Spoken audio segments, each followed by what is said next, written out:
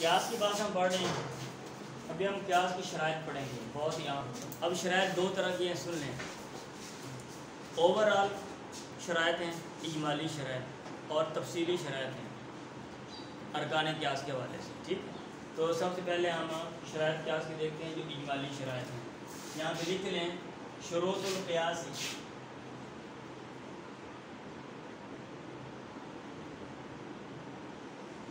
آگے لکھ لیں شروط اجمالیہ.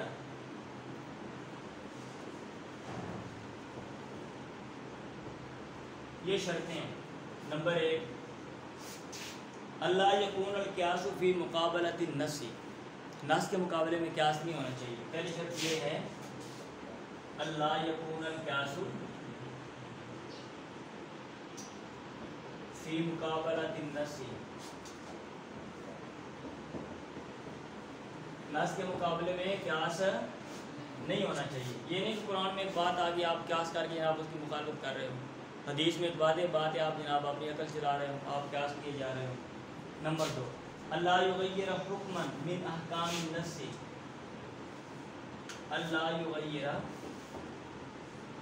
حکما من احکام النص. آپ کا جو قیاس ہے وہ نص کے احکام میں سے کسی حکم کی مخالفت نہ کرے. یہ نہیں کہ آپ قیاس کر رہے ہو اور شریعت کا کوئی حکم ہے اس کو آپ چینج کر رہے ہو، یہ غلط ہے. نمبر 3، اللہ یکون الحکم غیر معقول المعنی. اللہ یکون الحکم غیر معقول المعنی. ایسا نہیں ہونا چاہیے آپ جہاں پہ قیاس کر رہے ہو وہاں پہ ایسا حکم ہے کہ اس کی علت سمجھ ہی نہیں آ سکتی، غیر معقول ہے. اگر کوئی ایسا حکم ہے جس کی علت سمجھ نہیں آ سکتی، آپ اس کے اوپر قیاس کر سکتے ہو؟ نہیں کر سکتے. زور کی 4 رکھتے ہیں کیوں ہیں؟ آپ کو سمجھ آ سکتے ہیں؟ شام کی 3 رکھتے ہیں کیوں ہیں بھائی؟ کیوں؟ صبح کی 2 کیوں ہیں؟ آپ کو کوئی فلسفہ بیان کر سکتے ہو، لیکن کوئی ضروری ہے کہ وہی فلسفہ جو شریعت نے کہا ذہن میں تھا آپ نے بھی وہی بیان کرنا ہے؟ کیوں بھائی؟ کوئی ضروری نہیں ہے. تو اور یہاں پہ حکم غیر معقول المعنی، اگر اس کی وجہ سمجھ نہیں آ رہی حکم کی تو وہاں پہ آپ قیاس نہیں کر سکتے. نمبر 4، ان یقع تعلیل لحکم شرعی. ان یقع تعلیل لحکم شرعی، جو شرعی حکم ہے نا اس کی علت آئی ہوئی ہو تو پھر آپ قیاس کریں گے. آپ جہاں پہ قیاس کر رہے ہیں وہاں پہ حکم کی علت آئی ہوئی ہو. نمبر 5، اللہ یکون الفرع. جو فرع ہے اللہ یکون الفرع منصوصا علیہ، اس کے اوپر نص نہ آئی ہو. اگر آپ جس چیز کو قیاس کر رہے ہو اس کے بارے میں واضح نص آ گئی ہے تو پھر آپ قیاس نہیں کر سکتے. تو یہ اجمالی شرائط ہیں. اب ان کی جو تفصیلی شرائط ہیں وہ میں آپ کو بتاتا ہوں کہ ہم نے پڑھا ہے. یہ پورا وائٹ بورڈ آ رہا ہے، اس میں ارکان قیاس کتنے ہیں؟ بولیں جی، ارکان قیاس کتنے ہیں؟ الاصل، ہاں جی، اور فرع، الحکم، العلت، جس کو آپ نے وصف کہا، وصف جامع. نہیں، اب ہر ایک کے لیے کچھ شرائط ہیں. اب اصل کے لیے شرط یہ ہے اللہ یکون الاصل فرعا یصل آخر. اللہ یکون الاصل، اس کے لیے شرط یہ ہے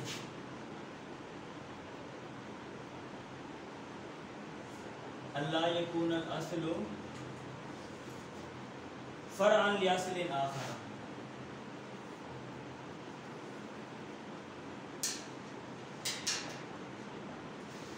اور بھائی آپ جس چیز کے اوپر قیاس کر رہے ہو نا وہ فرع نہیں ہونی چاہیے. اگر وہ خود فرع ہے اس کو بھی قیاس کیا گیا ہے تو پھر آپ قیاس نہیں کر سکتے. اصل اس کے بارے میں واضح طور پہ نص آئی اور وہ کسی کی فرع نہ ہو. یہ اصل کے لیے ایک ہی شرط ہے. اصل کے لیے کتنی شرطیں ہیں؟ ایک. فرع کے لیے کتنی شرطیں ہیں؟ فرع کے لیے اربعۃ، 4. فرع کے لیے 4 شرطیں ہیں. کون کون سی؟ مماثلۃ العلتی نمبر 1، مماثلۃ العلتی، اصل اور فرع دونوں کی علت میں مماثلت ہو، دونوں کا مطلب سیم ٹو سیم، تو پھر آپ قیاس کریں گے اور فرع کو ادھر لے جائیں گے. نمبر 2، بقاء حکم الاصل فی الفرع، بقاء حکم الاصل فی الفرع، فرع میں اصل کا حکم باقی ہو، علی حالی، اپنی حالت پر، حکم چینج نہ ہو. اگر قیاس کرنے سے حکم چینج ہو جائے تو پھر آپ قیاس نہیں کریں گے. حکم چینج ہو جائے تو پھر قیاس سے آپ فرع کو نہیں ملائیں گے. نمبر 3، لا یکون تشریع حکم الفرع قبل الاصل. نمبر 3، لا یکون تشریع حکم الفرع، جو فرع کا حکم ہے اصل سے پہلے اس کو لاگو نہ کیا گیا ہو، نہ آتا ہو. ایسا نہ ہو آپ جس چیز کو اصل بنا رہے ہو بھائی وہ بعد میں آئی ہے، اور جو فرع ہے اس کا حکم، وہ حکم مطلب حکم کے لحاظ سے وہ پہلے ہے اور اس کا حکم پہلے آیا ہوا ہے. ایسا نہیں ہونا چاہیے. نمبر 4، خلوق الفرع، جو فرع ہے وہ خالی ہو عن النص، نص سے، او الاجماع، یا پھر اجماع سے. اگر فرع کے بارے میں سیپریٹ نص آ گئی ہے یا اجماع ہے، بہت سے علماء کرام کہہ رہے ہیں اس کا یہ حکم ہے، تو پھر وہاں آپ اس کو قیاس نہیں کر سکتے. اس میں جو بعض چیزیں ہیں نا، بعض چیزیں میں آپ کو لکھوا رہا ہوں، یہ متنازع ہیں. یہ چونکہ میں احناف کی کتاب سے جو مطلب ہے نا میں خلاصہ لکھوا رہا ہوں. اب اس میں کئی اصول فقہ میں کئی نقطہ نظر ہیں. شوافی ان کا نقطہ نظر الگ ہے، اور جو حنبلی حضرات ہیں اور جو مالکی ہیں ان کے جو کچھ اصولی اختلافات ہیں. آپ ایک فن پڑھ لو، کسی ایک مطلب فکر کے مطابق کوئی چیز سیکھ لو، پھر اس کی تفصیلات آپ پھر پڑھو، پھر آپ کو چیزیں سمجھ جائیں گی. اگر آپ کو بیسک انڈرسٹینڈنگ ہی نہیں ہے تو پھر آپ کیا اختلافات پڑھو گے.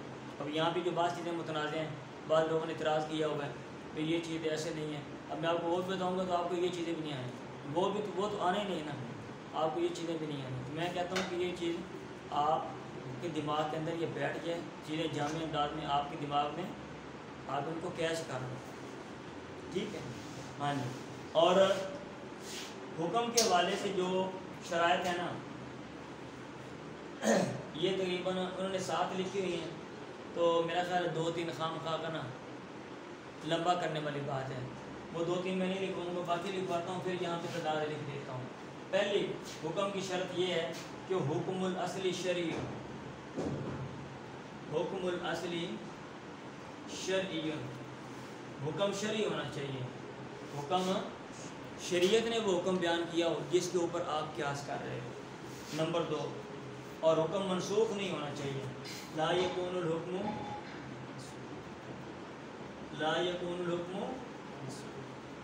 منسوخاً، منسوخ نہیں ہونا چاہیے. تیسری چیز، لا یکون الحکم مخصوصاً بھی، حکم مخصوص بھی نہیں ہونا چاہیے.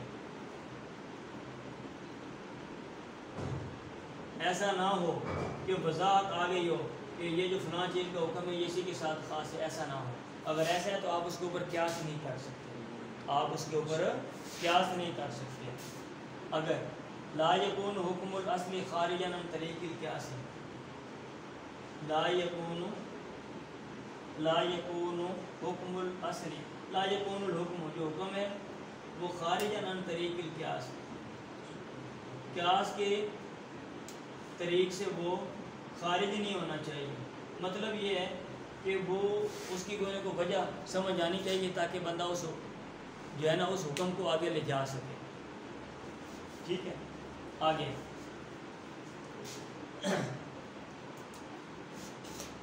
ان یتعدی الحکم، نمبر 5، ان یتعدی الحکم، اگلی جو شرط ہے کہ حکم جو ہے وہ تجاوز کرے الی الفرع، فرع تک، من غیر تغیر، بغیر تبدیلی کے. اگر یہ شرائط ہیں تو پھر جو ہے نا مطلب یہ اس حکم کا اعتبار ہے قیاس میں. ہاں جی اس حکم کا اعتبار ہے. اصل کے لیے یہ شرط ہے فرع نہ ہو، اور فرع کے لیے یہ شرائط ہیں، اور حکم کے لیے یہ شرطیں ہیں. اور علت کے لیے جو شرائط ہیں کتابوں میں لکھی ہوئی ہیں وہ ہیں ان تکون وصفا مناسبا للحکم، پہلی شرط. یہ کتنی ہو گئی ہیں؟ یہ 5. اچھا علت کی جو پہلی شرط ہے وہ یہ ہے ان تکون وصفا مناسبا للحکم، ان تکون وصفا مناسبا للحکم، کہ وہ ایسا وصف ہو جو حکم کے مناسب ہو. کیا مطلب؟ آپ جس چیز کو علت بنا رہے ہو نا، آپ جس چیز کو علت بنا رہے ہو، اگر آپ اس کو علت بناؤ تو پھر جو حکم ہے وہ ثابت ہوتا ہو. یعنی حکم کی وجہ سے جو مسلط شریعت نے مد نظر رکھی ہے، کیونکہ 2 مسلطیں ہوتی ہیں. اگر کوئی حکم لگایا جاتا ہے وہاں پہ 2 مسلطیں ہوتی ہیں، یا تو نفع کا اصول ہوتا ہے جلب المنفع، اور یا پھر نقصان کے ازالے کا اصول ہوتا ہے دفع الضرر. آپ جس وصف کو علت بنا رہے ہو وہ حکم سے مناسبت رکھتا ہو، آپ اس کو علت بناؤ، اس کی وجہ سے حکم جس مسلط کے لیے حکم دیا گیا وہ مسلط پوری ہو رہی ہو. اس کا یہ مطلب ہے کہ وہ علت ایسا وصف ہو جو حکم سے مناسبت رکھے، یعنی حکم کی جو مسلط ہے، حکم کی جو حکمت ہے، اس علت کی وجہ سے وہ پوری ہو. سمجھ آئیے؟ اب ہر ایک کی مثالیں انہوں نے دی ہوئی تھی. اگر یہاں پہ میں مثالیں لکھوں گا نا تو یہ بہت لمبا ہو جائے گا، کیونکہ میں آپ کو دورہ کروا رہا ہوں اور یہ ایک جامع انداز میں چیزیں نکل جائیں. آپ یہ چیزیں ایک دفعہ یاد کر لیں، ان میں کوئی چیز نہیں سمجھ آتی تو پھر آپ بک کھولیں اور اس کی اسٹڈی کریں اور اس کی مثال دیکھیں. اگر پھر بھی سمجھ نہیں آتی آپ میرے پاس آ جائیں. ٹھیک ہے، یہ پہلی شرط ہے. جو دوسری شرط ہے وہ یہ ہے ان تکون العلت ظاہرۃ جلیۃ، ان تکون العلت ظاہرۃ جلیۃ. آپ جو علت بنا رہے ہو نا وہ واضح ہونی چاہیے، مخفی نہ ہو، سمجھ آئے کہ بھائی یہ علت ہے. نمبر 3 ان تکون العلت وصفا منضبطا، ان تکون العلت وصفا منضبطا، اور وہ علت ایسا وصف ہو کہ اس کو آپ ضبط کر سکیں، آپ اس کی حدود بیان کر سکیں.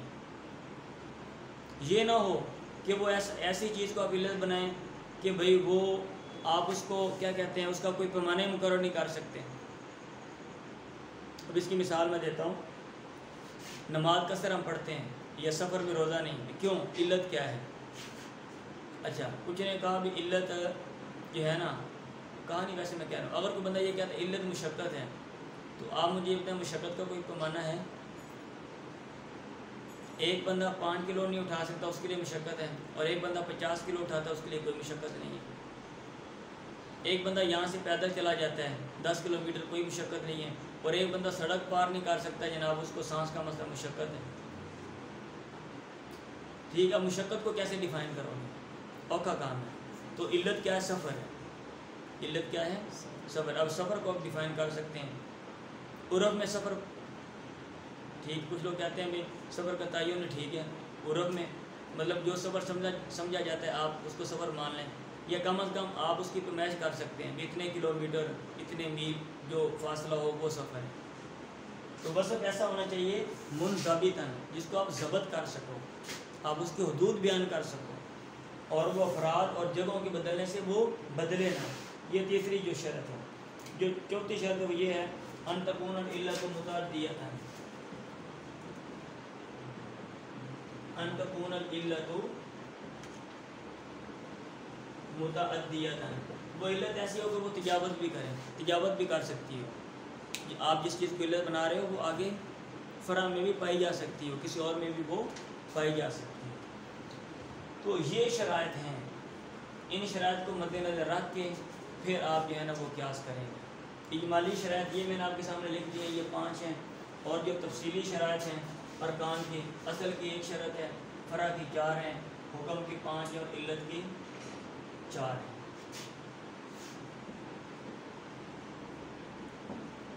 ہاں جی، بات سمجھ آ گئی ہے؟ ہاں ہاں جی، اس میں وہ حکمت کی بات آئی ہے وہ میں بتا دیتا ہوں، آخری بات جو ہے نا وہ کر کے بات ختم کرتے ہیں۔ آگے ٹائٹل دیں الفرق بین الحکمت والعلت، الفرق بین الحکمت والعلت، دونوں میں کیا فرق ہے؟ بھئی حکمت وہ مصلحت ہوتی ہے شارع نے جس کا قصد کیا ہوتا ہے حکم لاگو کرتے وقت، آیا نفع مطلب یہ فلاں فائدہ ہو، یہ بھی مصلحت ہو سکتی ہے، یا فلاں نقصان سے بچا جائے، یہ بھی مصلحت ہو سکتی ہے۔ حکمت کیا ہے؟ حکمت المصلحہ وہ مصلحت التی قصد الشارع جس کا شارع نے قصد کیا ہے، عند تشریع الحکم حکم لاگو کرتے وقت، عند تشریع الحکم، اور علت وہ وصف ہے، علت یہ وہ وصف ہوتا ہے المعرف للحکم جو حکم کی پہچان کراتا ہے، غیر مؤثر فی لیکن اس میں مؤثر نہیں ہوتا، لیکن اس میں مؤثر نہیں ہوتا۔ اچھا یہ جو ڈیفینیشن ہے علت کی، یہاں میں آپ کو بات بتا دیتا ہوں، ادھر دیکھیں علت کی ڈیفینیشن کیا ہے، یہ میں نے سمجھانی تھی آپ کو سیپریٹ، یہ رہ گئی۔ کہتے ہیں علت کی ڈیفینیشن ہے الوصف المعرف للحکم، اس کی ڈیفینیشن کیا ہے؟ الوصف المعرف للحکم، یعنی ایسا وصف جو حکم کی پہچان کراتا ہے اس کو علت کہتے ہیں، ایسا وصف جو حکم کی پہچان کراتا ہے اس کو علت کہتے ہیں۔ اچھا پہچان کرانے کا کیا مطلب ہے؟ اب آگے اس کی وہ وضاحت کرتے ہیں، ای جعل علامۃ للحکم، یعنی جس کو حکم کی علامت بنایا گیا ہے، ای جعل علامۃ للحکم، جس کو حکم کے لیے علامت بنایا گیا ہے، غیر تاثیر فیہ بغیر کسی تاثیر کے، یا غیر مؤثر فیہ لیکن وہ اس میں مؤثر نہیں ہے، لیکن وہ اس میں مؤثر نہیں۔ اچھا یہ ڈیفینیشن ہے، یہ جمہور کی ڈیفینیشن ہے۔ امام غزالی نے اس کی تعریف کی ہے علت کی، ہی المؤثر فی الحکم، علت وہ وصف ہوتا ہے جو حکم میں مؤثر ہوتا ہے، ولیکن بجعلہ تعالی لا بذاتہ، لیکن اللہ تعالیٰ کی وجہ سے وہ جو ہے نا وہ مؤثر ہے، بذات خود نہیں ہے۔ یہ امام غزالی نے جو ہے نا وہ تعریف کی علت کی کہ علت ایسا وصف ہے جو حکم میں اثر انداز ہوتا ہے لیکن بجعلہ تعالی اللہ کی وجہ سے، لا بذاتہ نہ کہ بذات خود۔ تو یہ بات سے تقریباً جو ہے نا وہ ارکان قیاس کی شرائط کے حوالے سے انشاءاللہ اگلی جو بات ہے نا وہ بڑی مزے کی ہے کہ علت کو ہم کیسے ڈھونڈیں گے، کیونکہ ہمارا جو مین فوکس قیاس میں وہ علت کا ہوتا ہے، کبھی ایک چیز کو دوسری چیز سے ملانا علت ہے، تو ہمیں کیسے پتہ چلے گا یہ علت ہے؟ جو بول کے تو نہیں بتائے گی، ہیلو بھائی جان میں ادھر بیٹھی ہوئی ہوں، میں کیا طریقے کار ہے، کیا میتھڈ ہے، وہ انشاءاللہ ہم کل بڑھیں گے۔ ٹھیک، اسٹاپ کریں انشاءاللہ، کتنا ٹائم ہو